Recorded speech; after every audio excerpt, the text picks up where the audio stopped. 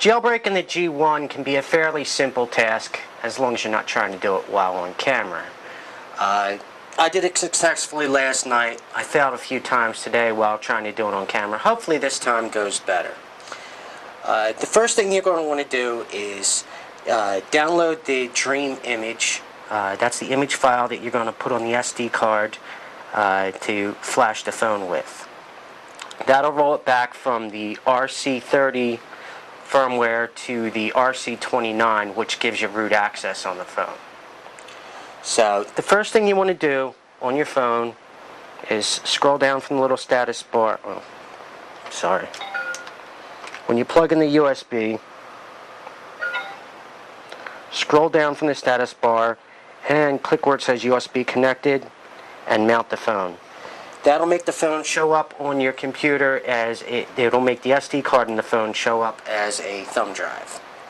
So you want to go over to the computer, open your thumb drive, and then just drag the ROM image onto your thumb drive as so.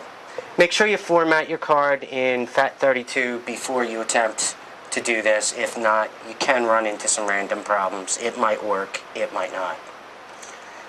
So anyway, this takes about 30 seconds. It doesn't take too long. Now you want to turn off the phone. Power it off. Okay. Now that it's powered off, you want to find the camera button, press down the camera button, hold it, and press the power button to load it up in bootloader mode. It'll search for the image that you put on the SD card, and it's found it. Now just hit the power button, and it'll start to flash that image on the phone. Sorry the video's not all that great. There's no screen capturing software out yet for the G1, at least not that I know of. So I had to just basically take the camera and shine it on my phone. That's why I'm having a little bit of a hard time doing things here, because I have to do it pretty much in the dark here to get the phone to show up on the camera. This process won't take too long. It takes maybe 1 or 2 minutes. I'll do some editing magic and we'll skip ahead to when it's finished.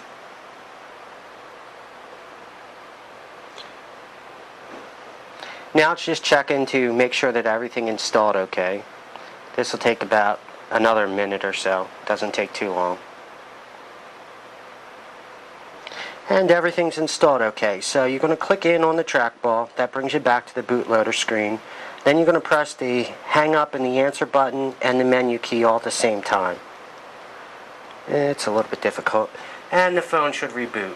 After the phone reboots, you have to go through the whole setup process like when the phone's brand new. Basically log into your Google account and set it up. The first thing you need to do once it's rebooted is to set up the Wi-Fi and make sure that it's associated with your access point. And then go onto the Google Market and download the terminal emulator. I'll cut the video from right now and we'll resume when it's done booting up. Okay, now that the phone's booted back up, I've already went ahead and entered in my wireless key and associated it with a router, and I went to the Android market and downloaded the terminal emulator. So the first thing we're going to need to do is go in and start up the terminal emulator. Once that's started up, we're going to go in and type in CD space system.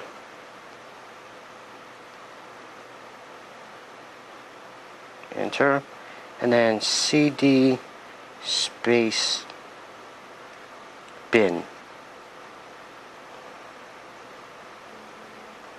Enter, and then what is it that I type next? Oh, Telnet.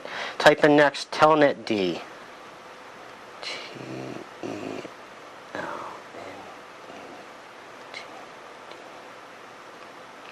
And that starts up the Telnet server on the G1 phone. We can exit this out, go back to the home screen. Now if you have a Telnet client on there, you can Telnet into your phone from there. I don't have one on my phone right now because if I just reinstalled everything. So we're going to go over to the computer and I'm going to launch PuTTY. The IP of the phone, I believe, is 192.168.1.100 and choose Telnet. Let's open. And now we have root access to the phone. As you see, all the files there. We can execute commands on the phone right from the laptop or from the phone. As you can see, boot from my laptop, I can reboot my phone. The reason why Google rolled out the RC30 release and they did away with the 29 was with the 29 release, which I'm running on my phone right now. Everything has root access on the phone. So if you're sending an SMS to a message, SMS message to a friend, and the word reboot happens to be in that message or any other kind of command that it would recognize, it will reboot your phone right from there, which isn't exactly a good thing. Not only that, the majority of people shouldn't have root access. They have no idea what the fuck they're doing.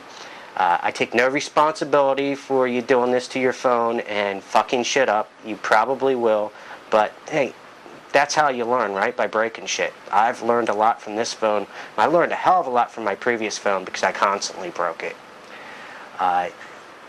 Now, they can update your phone. They roll out updates right over the air.